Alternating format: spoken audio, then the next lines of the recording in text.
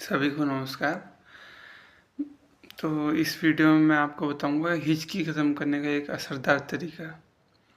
तो आपको करना कुछ नहीं है, एक प्राणायाम होता है अनुलोम विलोम। आपको बस वही करना है।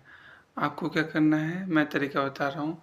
एक तरफ की नाक बंद करनी है, दूसरी तरफ से सांस लेनी है और फिर दूसरी तरफ को बंद करके दूसरी तरफ से छोड़ देनी है। फिर इस तरफ से आपको सांस लेनी है,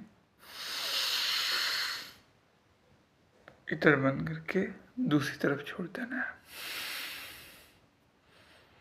ऐसे आप रिपीट करिए 10 बार। देखिए आपकी हिचकी तुरंत गायब हो जाएगी।